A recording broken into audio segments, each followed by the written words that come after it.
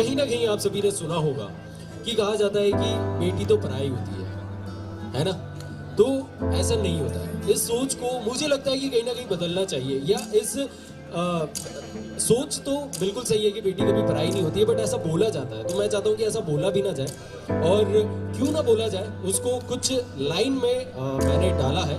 तो let's see, आइए देखते हैं। तो कहते हैं कि बेटी कभी पराई नहीं होती। जी हाँ, बेटी कभी पराई नहीं होती। यही है जिसके प्यार में कभी बेवफाई नहीं होती। यही है जिसके प्यार में कभी बेवफाई नहीं होती। बेटी कभी पराई नहीं होती। माँ बाप की खुशियां छोड़ अपनी खुशी कभी इसने सजाई नहीं होती। माँ बाप की खुशियां छोड़ अपनी खुशी कभी इसने सजाई नहीं होती। सच कहते हैं बेटी कभी पराई नहीं होती। कि हर दर्द सहकर भी मुस्कुराती है बेटी। हर दर्द सहकर भी मुस्कुराती है बेटी। वो घर खुशियों से भर जाता है जहां खिलखिलाती है बेटी। हर दर्द सहकर भी मुस्कुराती है बेटी। वो घर खुशियों से भर जाता है जहां खिलखिलाती है बेटी। उसे भी पता है कि छोड़ कर जाना है एक दिन पिया के घर। उसे भी पता है कि छोड़ कर जाना है एक दिन पिया के घर। फिर भी जी जान से बाबुल का घर सजाती है बेटी। फिर भी जी जान से बाबुल का घर सजाती है बेटी।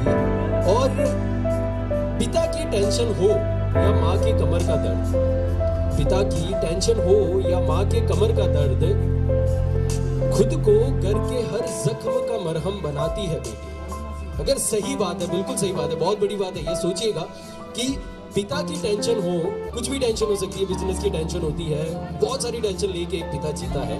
तो पिता की टेंशन हो या माँ की कमर का दर्द, कमर का दर्द मतलब कि घर का काम माँ के द्वारा किया जाता है, रसोई का ये वो। तो पिता की टेंशन हो या माँ के कमर का दर्द, खुद को घर के हर जख्म का मरहम बनाती है बेटी।